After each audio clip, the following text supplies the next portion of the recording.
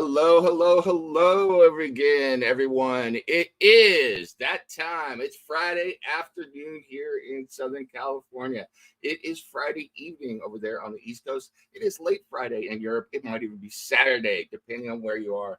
But no matter where you are, you know what time it is. It is time for Cinema Crusaders, and we are back. We had a little bit of a enforced break. There were things going on in people's lives, and that happens. That we had to take a little bit of break, but we didn't forget about all of you. We didn't forget about our love for cinema and our love for this channel, Cinema Crusaders and Comic Crusaders. So we are back. We're doing this. Unfortunately, Steve Sellers is busy with life stuff. He's not able to be with us today. And I'm hoping that Jeff, Dr. Fate Baresi, will be with us soon, but he might have been sidetracked. But I do have to introduce one of my other fellow Cinema Crusaders who is here. This is his pick for a movie. He is a movie maker himself and a creative savant, doing such things as Hunting for Fish, Waiting for Legros, and, as always, the always great Bob Non-Union Psychic. I'm talking about none other than the man behind Warehouse 9 Pro, as my camera keeps going and slipping like that, Lance Lucero. How you doing, Lance? Howdy, howdy, howdy. It's good to be back. It's good to be back. Definitely, definitely. I missed the show, and I want to thank you for letting me take some time and, with everything else that was going on. So definitely these guys were nothing but supportive, as always, because not only are we doing this, we're also friends. We hang out behind the scenes and everybody understood. But thank you for out there, if you're a fan of Cinema Crusaders, for understanding as well. But we are back on track, and we are talking about the movie Thief from 1981, which stars, among others, James Caan and Jim Belushi, who brought us to this film from my movie, which was Real Men. I was surprised to see Jim Belushi in it, and I dug Jim Belushi in it, but we're going to get into that in just a moment. But let's first get to some first thoughts about the film. And since this is your movie, I'm going to let you kick it off, Lance. Why don't you tell us your first thoughts about the film? And if you want to break down the story a little bit for everybody, go ahead. Or I could do it too. So, well, I think it's one of those flicks that really stuck with me going way back to 1981 as a kid. I don't know why at the time, but I think my exposure was through like 50s noir cinema. Now, remember, noir is not a genre; it's a shooting style. People always want to say it's a genre. It's a shooting style. It's the use of light. It's the use of composition. Okay. It's a way of painting the film canvas in a way that you don't expect. Sometimes there's dark shadows. Sometimes things are highlighted. For those who aren't familiar, what are a couple examples of 1950s noir films that you could throw out there for people that don't know? So, well, I think Michael Mann, who directed Thief, and this is his directorial debut, which is very impressive for a directorial debut for such a big budgeted film. I see shades of, like, say, The Asphalt Jungle, 1950, directed by John Huston, starring Sterling Hayden. I mean, it's a dark, dark crime flick. And you can see the methodicism of the actual thieves versus the police. It's basically them against each other.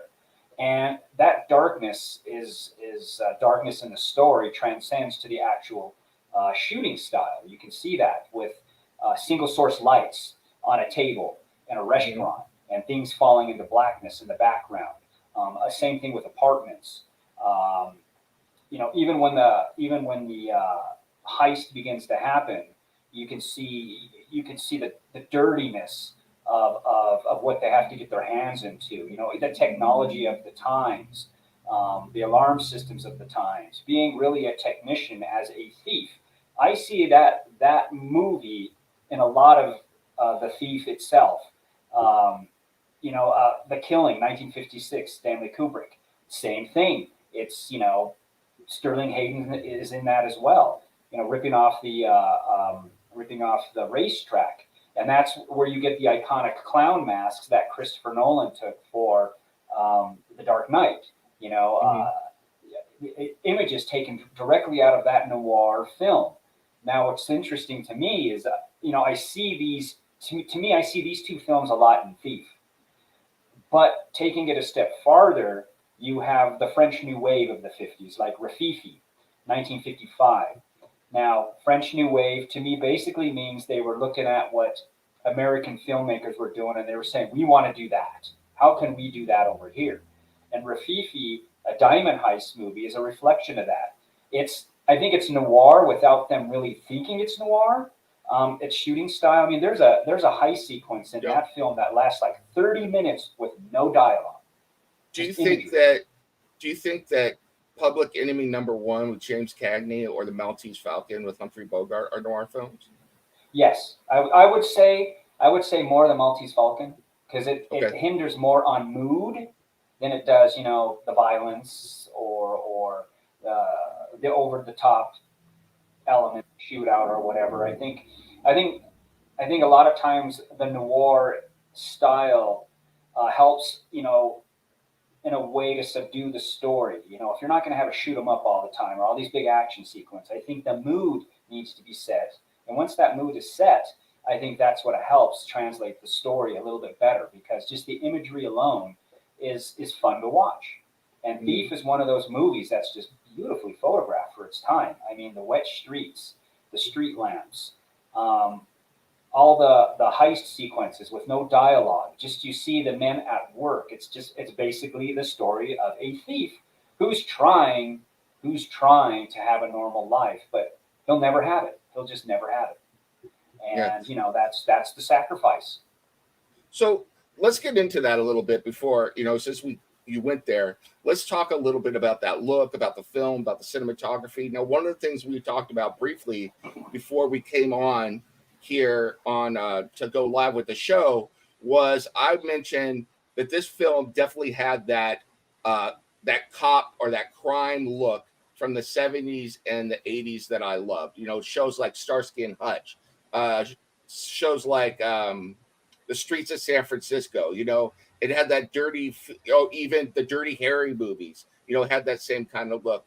But I think that kind of grew, and I love that you brought up noir. I also go back to Dragnet, the TV series, a lot of that stuff. So, what is it that they did in this film with the photography and the direction that really stood out for you? There are a couple things that stood out for me.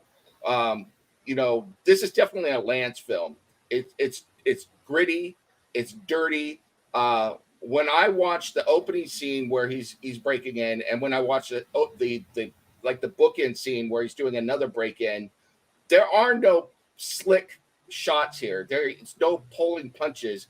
It is just a down and dirty break in that looks real, probably because it's based on real life. This was based on a book by an actual cat burglar.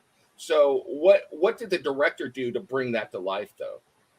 Oh, I think he played it close to reality. Your camera's slipping. I think he's Oh placed. God. Okay. I think he played it close to reality, maybe a little too much by casting a lot of the actual real life thieves, with what the movie's based off of. Hmm. The cops in the movie were the real thieves. Those were the guys that he helped him research to make sure that they can get it right. There were real police officers in the movies. I think he surrounded himself with that real grittiness, to actually capture what it's all about. Now, like using an example like Dragnet, to me, that's like a perfect example of like your Hollywood television cop show. Hmm. Then you look at like your perfect examples, Streets of San Francisco, Starsky and Hutch. You start to get, okay, this is kind of really the unglamorous side of being that detective. It's a little bit more down to earth, kind of more based in reality, which it's still Hollywood. But with Thief, I like how they keep it simple. I like how it doesn't look like it's a Hollywood movie. It just looks gritty. It looks dirty, and at the same time, there's a bit of weird glamour to it. It Would I, just is beautiful. would I be wrong in saying though that yes, I agree with you that Dragnet is very Hollywood, but it's like it was this de-evolution that they had to build to. So at first, everything had to be like look like it was on a studio and professional and everything, and that was Dragnet, you know. But it started darker in the 50s and then got more professional through the 60s and stuff as they went on. But you saw this evolution in the 70s. I mean, Starsky and Hutch and Streets of San Francisco are much dirtier and grittier than Dragnet for sure. And they kept evolving, and then you get Thief. I mean, does that make sense? It does make sense because I mean, Rockford Files, Streets of San Yep. Francisco, Starsky and Hutch. I mean, even Columbo started off like really glamorous, and then it started to get like really ugly. You know, it get a lot of darker, a lot grittier, a lot grainier, and Even even sitcoms like Barney Miller, the police station in that show is not glamorous at all. it's You it's know? a toilet. Yeah, Yeah, it has rats, it has cockroaches. The yeah. water's bad. I think that's kind of the fun of the element, whether you're on the police side or the criminal side, is to see really how unglamorous it is and how it's treated like a job. James Caan treats it like a job. It's what he's contracted to do. That's what he knows, and Hmm. everything else he's involved in is a front.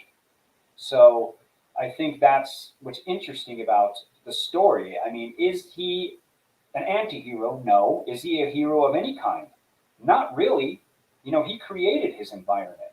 So I Yeah. think that the dark elements of the story are also intriguing. Even that wonderful monologue he has in the restaurant with Tuesday Weld about his existence, you know, about how he plans on surviving and not like going back to prison, even though he's a full-fledged thief. I think he's honestly, you know, watching this from a writing perspective, he's an everyman who happens to be a thief. And he's got some issues, but we don't dwell on it because we don't have to. This is a look into what is it, roughly a couple months of his life, and what is going on in it, and we're just dropped into it with no fanfare, and we leave it with, you know, leave his life with little fanfare, not knowing what his future is going to be. It's taken a major left turn at this point, but we don't need to know that. It's just like here's a snapshot in time, which was very interesting. You know, I think in a modern movie they make the mistake of giving him all these emotional scars and doing flashback scenes, and then we have an epilogue at the end, and we really didn't need that for this movie. I agreed, and I think there was an original script where he met up with Tuesday Weld again, and that was a cop out. They were all saying that's a cop out. Let's leave it ambiguous.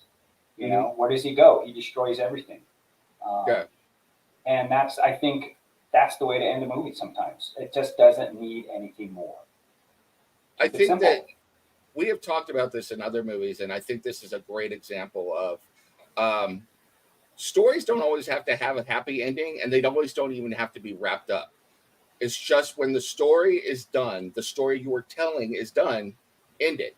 Just end it right there, and let it continue on. And the thing is, if you really want to go down that rabbit hole, we could sit here and talk for an hour or two about what happens to James Caan's character after this, Frank. So Yeah, yeah, and that's the fun of it. So as a kid watching a movie like this and just seeing, you know, the professionalism of their craft and how they take it serious, how it's contracted, how everybody has a job. It's almost like a day job. You know, they organize it as such, and how they execute it, how they get away with it. I mean, that's fun stuff. You know, and of its time, no computers, yeah. no cell phones, Now nothing. I'm going to ask you a question, another follow up question, a second before we eventually transition into another topic. But today, uh, well, actually, this is a two-part question, so get ready. Could you still make a movie like this today, set in today's society? Because in the 70s, you still could get around without being seen by video cameras all the time, and you could switch cars, and you could break in and get away with it, you know, because the technology wasn't, you know, the surveillance state wasn't what it is today. That's part one. And part two, how do you contrast these movies like this versus the heist, quote unquote heist movies, going back to Ocean's 11, the original, then the remake, those types of movies, because I think they're two very different things. People want to confuse them, but this is not a heist movie, an Ocean's 11 type movie, which is almost like a crime fantasy, type thing. Yeah, yeah, I see what you're saying. Going down that, like the sting, it's all Yeah, revolving around the big sting, and can they pull yeah, it off? Um, I think I think the way Thief handles it is a better through line because it keeps it more interesting. It just isn't that. I mean, we get a series of two really cool heists that they plan for in the film hmm and execute. Uh, Whereas it's not hindered on just that one endeavor, how everybody's going to come together. So I think it's more character driven than it is subject driven. right, And I right. think that's important as a storyteller. And that's lost. That goes into, after a while, just bad writing, bad directing, going through the motions to create the so called heist movie or robbery movie. And they become very cliched. And Whereas, you always have to have the twist, and you have the problem. I mean, they're very formulaic, like you said. So yeah, it's almost predictable. It's like, you know what, they're going to win in the end, and that's it. With Thief, you don't know what the hell's going to happen. Yeah, at any moment. That's what's interesting about the film. That's what keeps you going. And studying a film like this, and I guess really being into the crime genre, I had to choose, even in my crime movies, what are the elements going to be to get us to the end? Does everybody win? Does everybody lose? How's it going to play out? What is going to be interesting? I'm not trying to dupe the audience. I'm not trying to be clever. It's just, okay, what can we do wise that isn't so cliche? mhm. And even though we had a heck of a lot of cinema before Thief, I think they still managed to pull it off in many stylistic ways, photographically, story wise, and a great soundtrack from Tangerine Dream. I mean, heck, that's badass. Yeah. Now, with that in mind, to the original or the first part of the question, do you think you could still make this movie in particular, but this genre in general, in today's setting? Because that was what I got.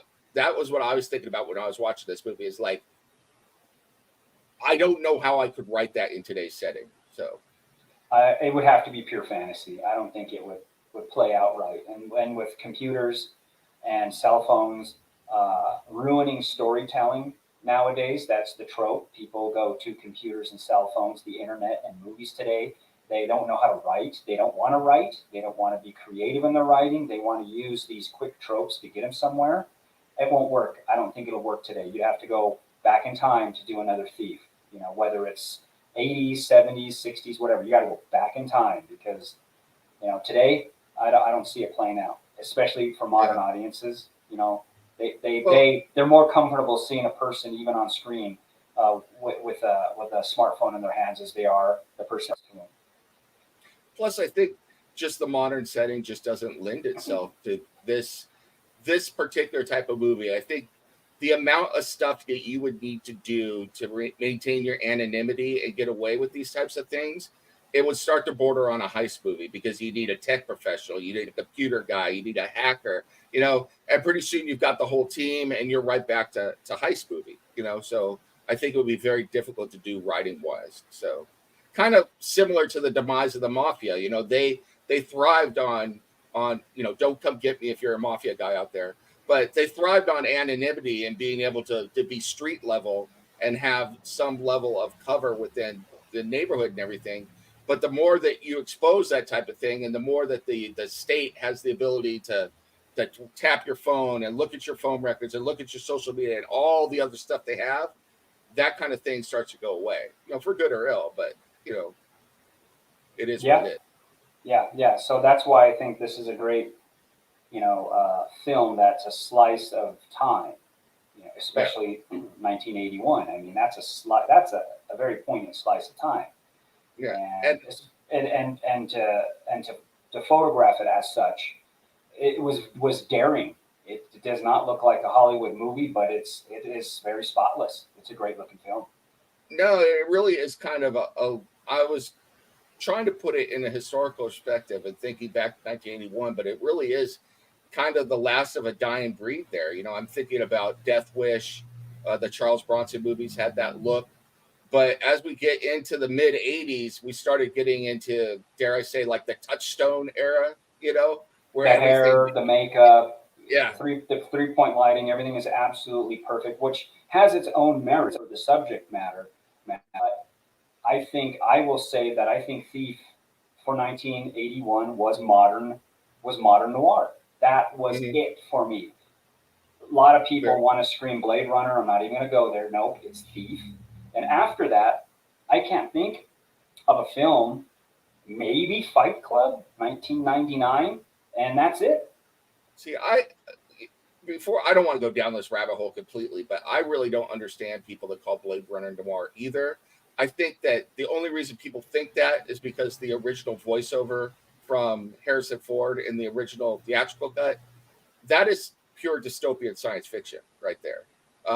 I think I like the movie. I like what Ridley Scott did with it, but it's not noir. So No, I don't. I don't believe it is either. I know there's lighting circumstances that people will go, "That's noir right there." Well, no, not really, but whatever. yeah, That's to me that doesn't count as noir. as someone who loves science fiction and horror movies, uh, stop trying to pigeonhole everything into noir or something else. Let it be science fiction. That's what it is. So Right, it, right. all right. So let's get then. We talked a little bit about the genre and the filmmaking. Let's get into the performances, because the performances in this movie uh, are what make the movie, and we can't go anywhere without starting with the central character Frank, who is played by James Caan. Now, before I go to you, I'm going to say James Caan is brilliant in this movie for a number of reasons. Um, the first thing that struck me though is he's Sonny from The Godfather, and so that's the first movie I really remember him from, and he has that tough guy persona anyway. And then you bring it forward to this, and he's this tough guy everyman who is an independent, which is funny. He doesn't want to be part of the big conglomeration. He's independent, Yeah, and he's just perfect in the role.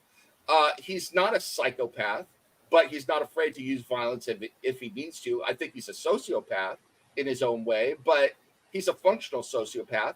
He's caring. He's taking care of his mentor, a bunch of other stuff. So it's like I empathize with the guy a lot, which is a little bit dangerous. It's kind of like The Sopranos for me. I found myself empathizing with some of them and would have to go away from it sometimes. And like, who are these guys I'm empathizing with? But I thought James Caan was fantastic in this role. What do you think? I think this is one of his best roles. Obviously, maybe people of our era, our generation, think Godfather flat out. I go to Freebie and the Bean. I mean, he was just ruling the Gravy and 70s. the Bean. Nice. You know, Nice. he All he out there. he he was one of the guys just ruling the 70s. And this, I mean, Rollerball. I mean, Yeah. everything just started escalating. And to me, going from some of those really big budget action flicks. I mean, he helped invent the buddy cop movie. Freebie and the Bean. Dad invented the buddy cop movie right there, no problem. He was involved in so many things that were poignant and that have been ripped off so much now that they're formulaic. He was there on the ground floor, and My Thief is just adding to his resume.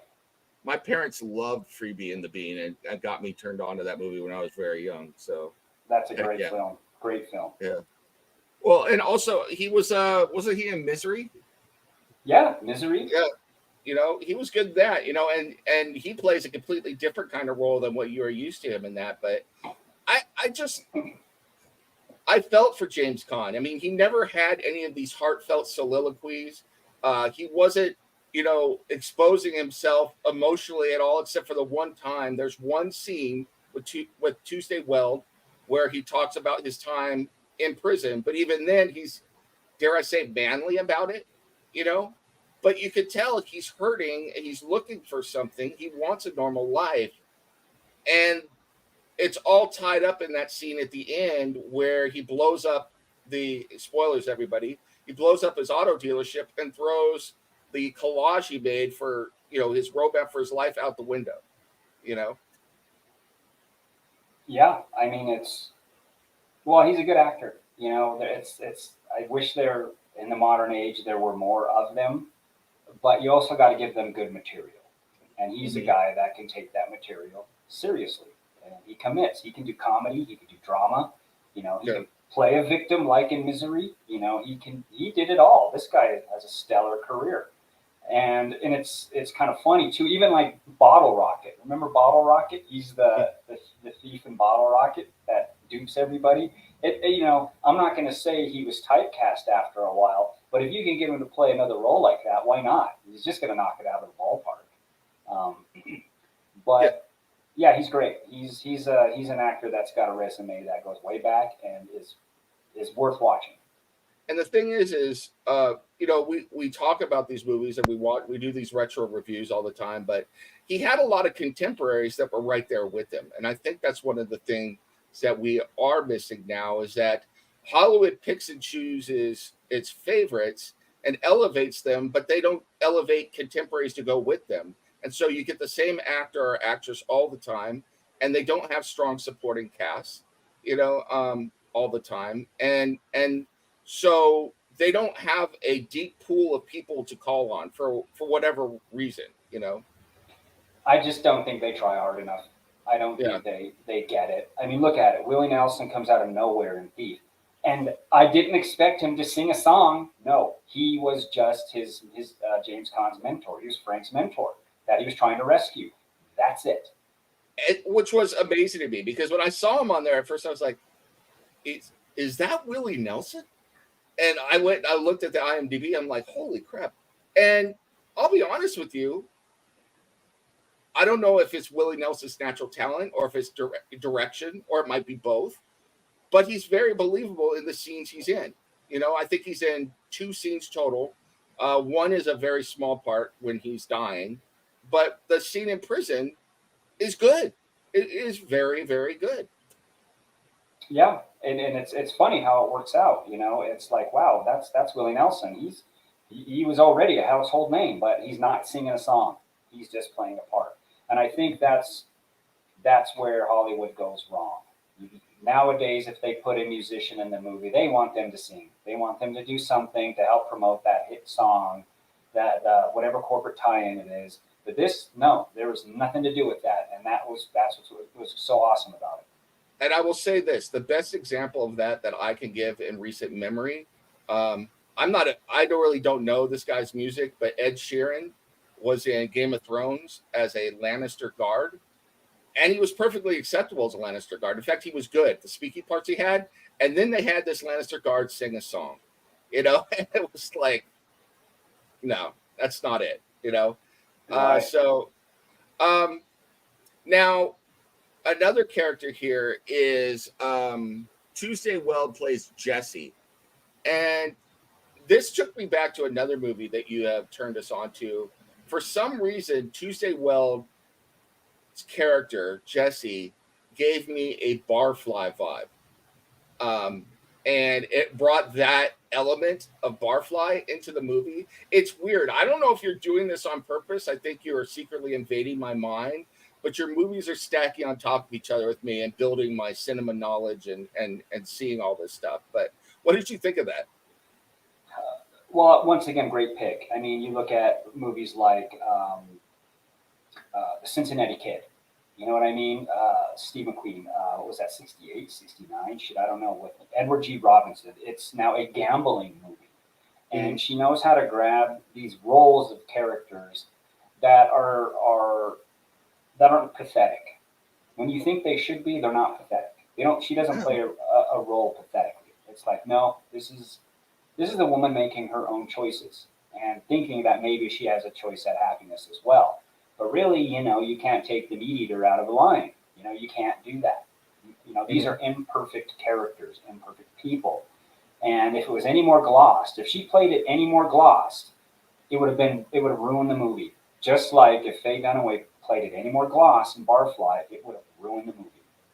Now, so we've talked about Jesse and we've talked about Frank. Now, one of the things that has me on the fence here, and I wanted to get your opinion on this, is that Frank decides to take the burn down the world approach, and I get it, but the fact that he also burned down his relationship and sent Jesse away. I was kind of, did he really need to do that? On the one hand, I'm thinking he doesn't. On the other hand, I'm like, it's the only way to be sure that no one ever finds her and the kid. So he's making the sacrifice play. So what did you think about that moment in the film and then the way it ends? I think it's a no negotiable. It's a non-negotiable tactic. He doesn't know any better. This is the way it's going to be. This is the only way he knows it's going to be handled through that extreme measure. And if it was handled any other way or any way that was any more subtle, I wouldn't have bought the character. It needed to be Okay. this harsh. Yeah, and I agree with you. I mean, there was a part of me, and maybe it's because I'm been conditioned to expect this in Hollywood movies. That was expecting him to blow up the world, kill the bad guys, and drive off into the sunset with the wife and kid. You know, but you're right. I don't think that's the way Frank would handle it. Frank is a man's man. He's a hard guy, and he's like, you know what? I am going to take the emotional pain. He sends her off in a very harsh way. There's no goodbye kiss or anything, and says, look, we're done, even though that's not what he really wants to do. So, Right, right. Which I'd like to see a modern performer handle that today. There was no sap to his brutalness, and I thought that's a winner there, man. That's a great scene. That's a yeah, great scene with just two performers in a room, a couple of close-ups, boom, done. yeah. And it's all the more emotional for the lack of emotion because I get it. It is, I don't want to come out as a misogynist here, but it is a man's scene there. She has her emotions as well, but you could tell he doesn't have the luxury of being emotional here. He's turned it off. Maybe he'll deal with it later. Maybe he'll just choke it back for the rest of his life and never deal with it. We don't know. But it is what it is. Right, and that's the fun of it. The Mm-hmm. movie ends with complete ambiguity, and we don't see a thief two, three, four, five, six, a TV show. That's it. It's just over with. Now, we talked a little bit about Willie Nelson. Let's talk about another supporting character here, and that was Barry, played by Jim Belushi. This is I cannot tell you how impressed I was by Jim Belushi's performance in this film because there was none of his wackiness in there. You got this good naturedness from him sometimes, but a lot of it was very serious. In a way, it reminded me a little bit of what he brought to Red Heat, although Red Heat is so formulaic and then has the crazy lines in it, but he could be serious as a cop in there sometimes. But Jim Belushi plays it straight in this film, and I thought he did a great job. Yeah, for his debut, I think he nailed it, and Yeah, it's a complete 180 from his brother John Belushi, who was just coming off of I think what came out at that time, Blues Brothers. The comedies and all that. And then you have this brother that kind of looks like it's. As a kid, I was like, who is that guy? You know what I mean? He kind of looks familiar, but he played it straight. He played it serious. He played it like a professional, well, and I think that's what helped. you got to imagine that breaking into show business with a guy who was as huge in the industry as John Belushi at the time had to be difficult anyway. I remember we've interviewed Frank Stallone in the past and talking to him and trying to come out from the shadow of his brother was pretty much impossible for the guy. And the guy is a talented actor, by the way. Go check out the movies that Frank Stallone's been in, and you'll be really surprised. He's had a lot of supporting roles, but he's very talented. Oh So man, I'm disappointed. I don't remember where I was when I missed that interview because I wanted to talk Barfly all day long. yeah, Eddie. I mean, he's the genius in Barfly, and we talked about it. But you look at him in that, and even his brief stint in Tombstone. I mean, the yep. list goes on. But Barfly to me, that's an epic performance. Yeah, the guy is a legitimate actor in his own right, and I'll say the same for Jim Belushi. Um, for good or ill, I think that once his brother died, he kind of got drafted into the Belushi role and did a bunch of comedy movies.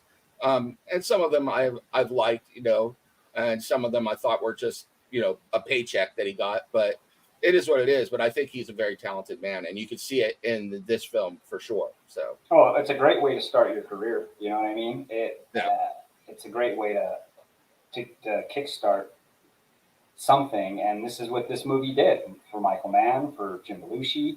yeah, You know, for a lot of the performers. I mean, there was people that like Dennis Farina. You know, he just plays a henchman, yep. and he was still, I think he was still a real policeman at the time, just And he would go moonlighting on as to, an actor. was it Hill Street Blues, right? Dennis Uh, Farina. Yeah, oh shoot, I don't remember now. yeah, It was something big, you know. yeah, Robert yeah. Prosky. Yeah. Um, the list goes on, and you know, this is an independent flick. This is a starter film. It's a starter film, Mm-hmm. and it caught on, and people excelled beyond this. They excelled. Now there was one character I had a bit of a hard time getting into them, and I'm going to talk about. There's two characters, but one in particular, and these were the organized crime guys. They don't say it's the mafia. I don't know what it is, but it's some sort of organized crime in L.A. Or in California. But you have as Ataglia is Tom Signorelli, who I thought was very, very good. Um, I had a little bit of a hard time believing Robert Prosky as Leo. What did you think about those two characters? I think that Robert Prosky, I think it was wise he didn't play it too much as a heavy. I think he played it more as a father figure, and I think that was his Satanist charm. And you know, he doesn't start off with threats and anger. He doesn't have to make a point like in a lot of other cliched movies where the heavy's got to kill somebody brutally to make a point. No, Mm-hmm. he charmed. He charmed. You know, he got James Caan everything he wanted. Mm-hmm. You know, I think he worked a charm that was unsettling. And I think because he played it non stereotypically, that unsettling aspect of him was very poignant in the end when he finally turns and says, "Hey, I own you. You're renting the child that I got you." All this stuff. I mean, he was speaking the truth. I can see And that. It did yeah, throw and me off, but I can it, see it, it. it, it does throw you off because, once again, we're conditioned. We're conditioned to expect certain things in cinema. And he didn't go down that road just like James Caan didn't go down that road. I thought he was very good. Okay. Well, I mean, I'm trying to think. What else have I seen him in? He is a familiar face. I know I've seen him in a number of movies. That's I Robert think he was Prosky. in Christine, uh, Okay. He was uh, in Mrs. Doubtfire. Mrs. Doubtfire. Yep, you So, remember him there? Yeah, and I think what threw me off is a lot of times when I've seen him, he's been that genial old man. You know. Uh, yeah. I call it like the Johnny Carson syndrome. Remember when Johnny Carson just looked gray haired, silvery, old yeah. guy all our lives forever? He just looked Yeah. that way. It's like that's Johnny Carson. You know, I think he's that guy. I think the other thing that's funny is, we do these movies and we follow one actor or actress from the movie we talked about to the next movie we're going to do. But it's always interesting because we found it with it when we were on English movies for a while, or movies set out of the UK. We had a lot of the same cast. Well, Tom Signoroli, who was in this movie, is in Kelly's Heroes, which we talked about a couple episodes ago. So it's funny how they keep popping up, and it's cool too because like we were talking about before, you had this bench of talented actors who could come in here and play these supporting roles. And I'm going to throw a statement out here, and correct me if I'm wrong, because you're the director, you're the filmmaker here. But yes, your main character is important, but I think it's your supporting roles that give you the meat on the bone and really make a film. So, Otherwise, to me, they're just extras standing on their mark. You gotta give performers something to do. They're there. You're rolling footage on them for a reason, and it isn't to fill space. So I think that's something modern makers are having a hard time juggling. They mhm. can't focus beyond their main characters. And you're absolutely right. Your supporting cast is there to support. And if they steal a scene, so what? Let it And happen. not only that, how often nowadays do they not even spend the money on actual people in the background or a supporting cast? They do it through CGI, you know? So, which is even worse, in my opinion, Yeah, because it's just cheapness. It's just cheapness. yeah. I understand that having a cast of thousands could be expensive, but you never know what kind of brilliance you could get out of all of those people. I go back to one of my favorite huge cast films, and this movie would never be made again because it would probably cost $1 billion to make. But Cleopatra, you know, that movie was so expensive and had so many people in it, but I don't think you could get past the human emotion of some of the battle scenes and everything else. You do have to get past the fact that it's Elizabeth Taylor playing Cleopatra, but it is what it is. So Right, right. And when you look at those, some people like to call them ensembles, but I'm not. I don't really like that word. I think it's just cast perfectly. Like it's a mad, mad, mad, mad world. You can throw a rock in that film and hit a scene stiller. You know what I mean? that You can't have that today. You don't have that today. that is an amazing movie. I would love to get to that movie sometime. So That movie, I mean, is one of my favorites for reasons. Once again, it's a crime movie. The big W, money. You know what I mean? You're getting to see my pattern now. It's but starting to be evident. but everyone had their moments in that movie, and it wasn't forced. It wasn't like this is going to be their moment. It was like, here's your scene, but these talented people were able to do something with each scene and bring something to it. Just absolutely incredible. So yeah, I love that movie. I think another movie is kind of like that is 1941. From back in the day. So there's a lot of movies that do stuff like that. Unfortunately, now I just think that everybody wants their FaceTime and everybody, demands this and that. And it's like, let's come together and do the project instead of trying to build our brand. I wish that more people would do that. So Right, and I think it takes. I'll say it. It takes a strong production to kind of tone down an ego.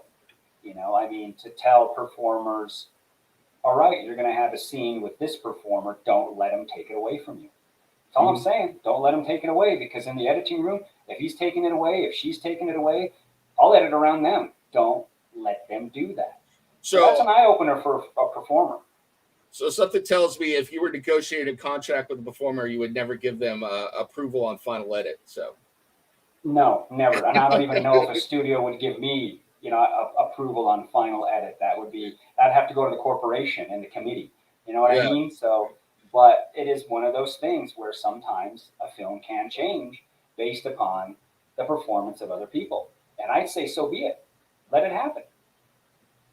Now, one other person I want to mention before we move on to another subject, and then we eventually wrap this thing up, is that Carl is played by Dennis Farina, and that is also a name you will know. You will see him in quite a few things. Another very, very talented actor who isn't in the foreground a lot, but if you didn't have him as a supporting character, you would really take a lot away from the film. He's a very talented actor. I mean, his resume is ridiculous. You Yeah. know, it's Crime Story. I think Crime Story was the TV Let's series. see. Yeah, Let me look. 1986 to Well, 1988. I mean, he's in Get Shorty, he's in Snatch, Manhunter, Reindeer Games. Right.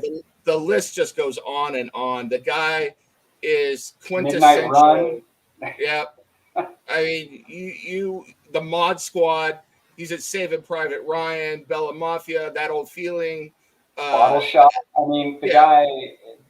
Once again, you get somebody that's capable. That's awesome. Not a supermodel and try to make him look hard. You get the person that belongs in the film. and the guy was multi-talented because put it this way, we just listed all those crime type movies that he was in, but he was also in things that were as different as Little Big League. He was in that movie, and he was in Tales from the Crypt, and he's fit in both. That is a professional actor. It's like, here's your script, here's the tone, here's what you need to do, go perform. And he did. He turned it on, and did what he was supposed to do. I And gotta give and and it's not forced, like you said. Hollywood will pick the flavor of the month. It doesn't matter which male or female performer it is. They put that flavor. This is what the demographics say the society's going to like in BFE city in America. So let's now put them in everything the next 5 years. And I do believe sometimes modern movie audiences get wind of it and are like, I'm not going to go watch that person in this now science fiction movie or that romantic movie or that. They're like, no, that doesn't feel right to me. So Now, I think there are a few actors and actresses that are like that today, but they are few and far between. I think the one that stands out to me the most would probably be Carl Urban, who could be look like a completely different person from movie to movie where you don't recognize them and they don't, and they get into the role, but that's pretty unusual nowadays. So yeah, that chameleon-esque performing is very, very rare because there are times where I'm not sure if performers want to, downgrade image in certain mhm. situations. And it's like, well, if you're a performer and you have whatever, I don't know, you got to wear a patch on your eye. That's what it calls for. You're going to have to deal with it. Well, now you're getting into one of my pet peeves with superhero movies, which is if you're wearing the mask, keep the damn mask on. It's like, and they don't because they want their FaceTime, and that bugs the hell out of me. But superhero movies are a whole other thing that we could probably talk about and then put aside very quickly. So, And continue to avoid at all because, costs. uh, all right. Now that we've done that, let's talk a little bit about the soundtrack of this film because I think the soundtrack deserves to be talked about as well. So I'm going to kick it over to you to start. I'm just going to open by saying, for a first time director, especially, the integration of the soundtrack and its ability to support what was going on screen, I thought was excellent. So, A bold decision for its time because I believe the original idea was going to be jazz, which probably would have fit, which probably would have worked. Is that a yeah, little but cliche? do you think it would have been too cliche? So, I definitely think it would have been too cliched. Chicago jazz thieves. I think, but Tangerine Dream, that's out of freaking the stratosphere. Who would have thought of that? And and it, I was going to say the soundtrack and the look of the film, and then the final heist is in California and everything. Once again, I'm going to name another movie you were talking about, and I'm blanking on the name now, but I was expecting Repo Man to show up, so it's like, it had that feel to it. It had that feel. I wouldn't have been surprised if he drives by and we see the two characters in the car driving by the other way. And that was all it would have been. But, it had that feel.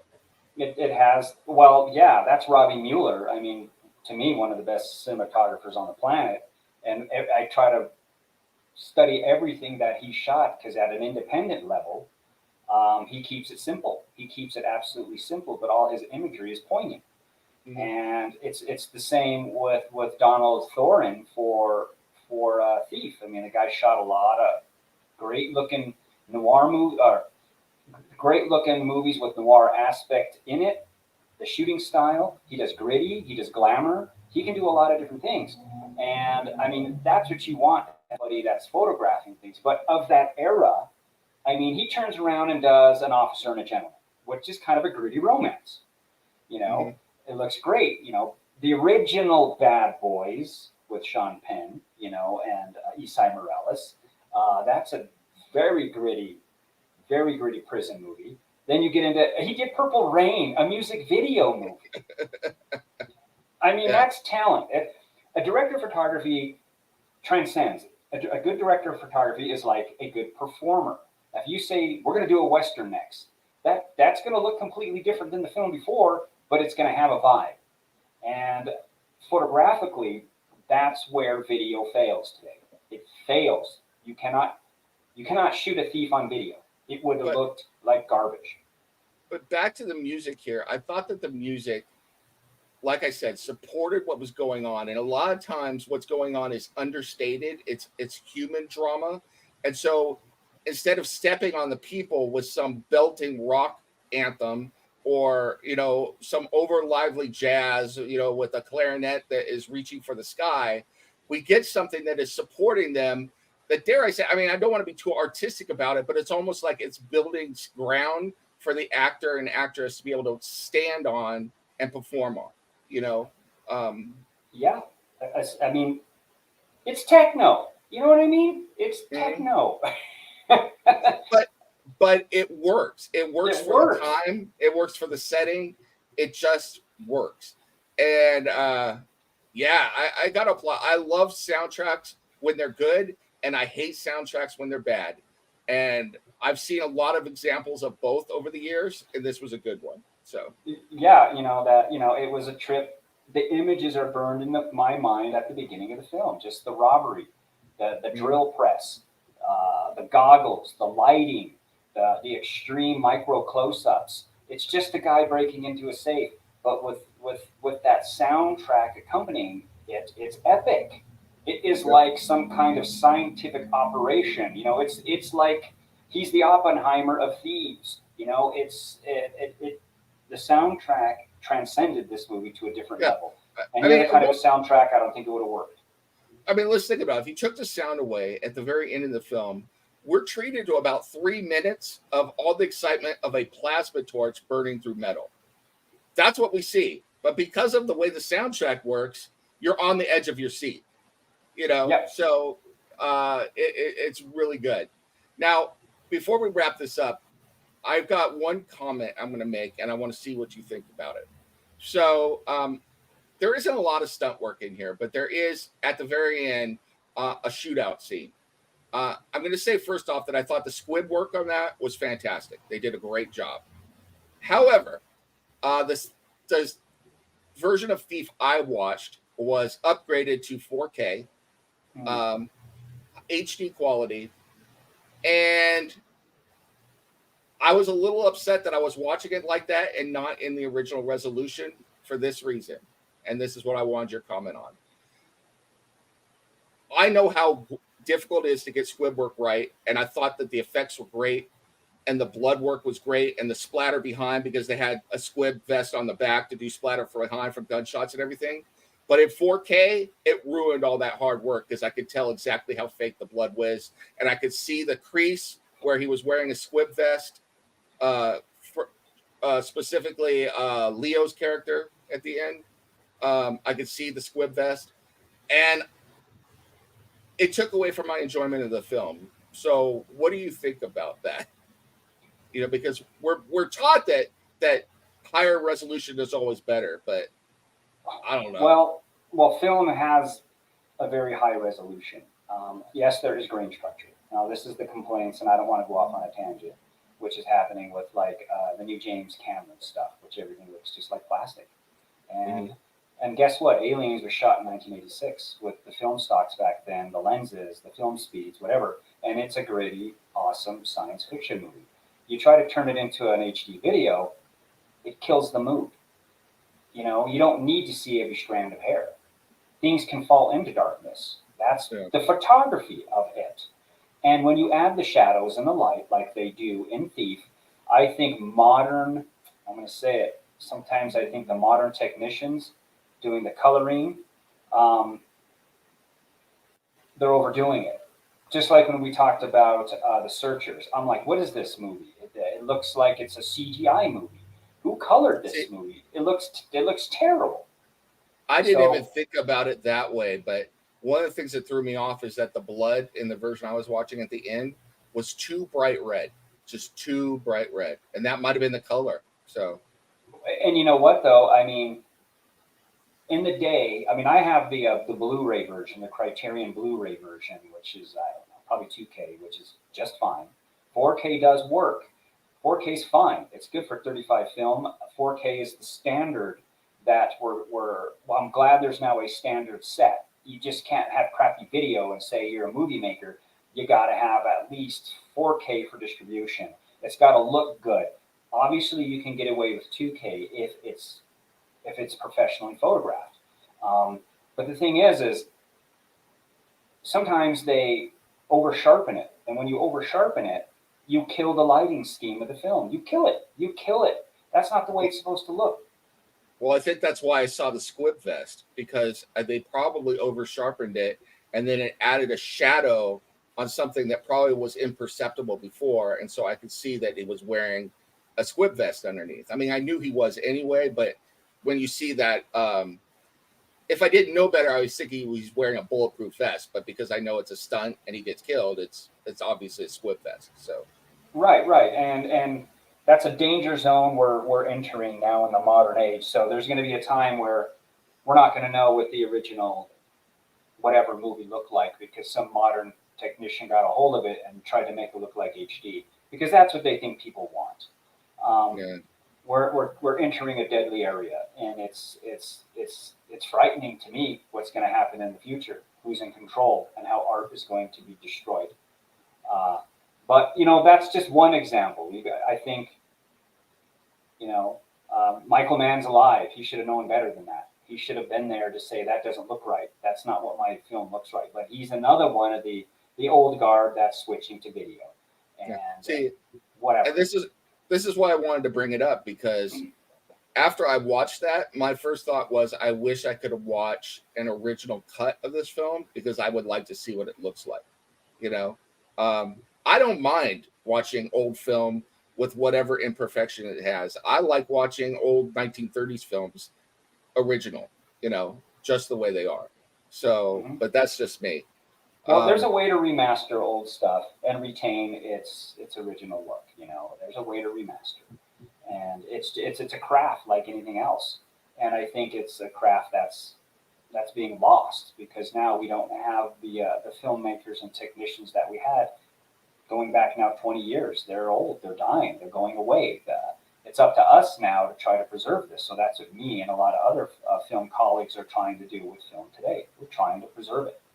well, that leads me to another question for you, and I don't want to go too far down this rabbit hole because we're going to wrap up in a second. But I think the thing that scares me is that we're talking about technicians, but I think the next frontier for this and what's really going to take this to a place that's going to be bad is that they're going to give this job over to AI. So They already have. It was an AI program that was doing aliens. It was trying to figure out what an AI program trying to figure out skin texture. Come on, the computer doesn't yeah, understand what the palette of the skin texture is. I mean, it's eliminating grain structure. The grain is built into the film, and there's nothing wrong with grain structure. The better it's shot, the less you see it. I mean, it's a terrible thing that I think what's happening today, and I don't think you should remarket something by saying I'm going to take I don't know the Mona Lisa and I'm going to brighten up the colors of the paints because that's what modern people want to see. You would never do that. So why are they doing it with film?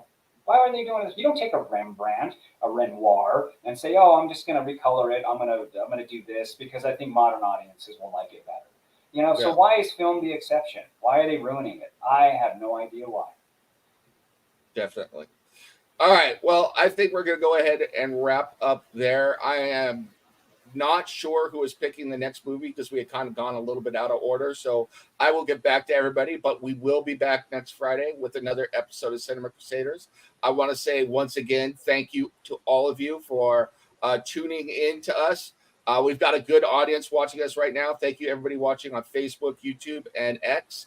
And if you're coming at this on the replay, thank you for watching. Please click like and subscribe on YouTube if you happen to be watching there. As for this movie, we'll do some final thoughts here. I enjoyed this film quite a bit. It is definitely enjoyable to go back to this era. I'm always enjoy Lance's picks because he's given me Lance's style. I'm enjoying picking Lance's brain and seeing the kind of movies Lance likes. So it's very cool. So thank you for that. Any final thoughts on the movie before we wrap this up? Hey, this is a winner. You want to study film, you watch this film. That's all there is to it. And I'm glad. I'm glad. It was a hard pick. I remember what I was going to pick, but I had to go. You know, I was gonna do Skin Deep with John Ritter, and then I was like, no, I'm Yeah, going Thief. I'm going Thief. Jim Belushi. I'm going the complete opposite direction. And I like how we're doing this because it really steers you in a direction that sometimes you don't expect. definitely. I mean, we went from real men which is Jim Belushi not being serious at all, to Jim Belushi being playing a supporting role, but a very serious role in this one, and it's very good. So It's awesome. you know, But yeah, all right, we're back. Let's just keep rocking. awesome. All right. Thank you to all of you for watching Cinema Crusaders. Like I said, please click like and subscribe. Our socials are all down below. Please follow our various endeavors. All of us are very busy doing any number of things creatively, so you can find that. I will mention real quickly, go check out warehouse9pro.com for everything Lance is doing. My website, dwhoward.com, has the stuff that I'm doing right now. You can also check out Jeff Bracey's stuff and Shadewing stuff on their websites as well. So go check that out. So thank you very much. Remember, whatever you're doing this weekend, make sure you watch some cinema, keep that popcorn warm, find a nice, cozy, comfy couch, cuddle up with somebody, and enjoy some great movies. And we will see you next time on the next episode of Cinema Crusaders. We're out of here. Bye, everybody.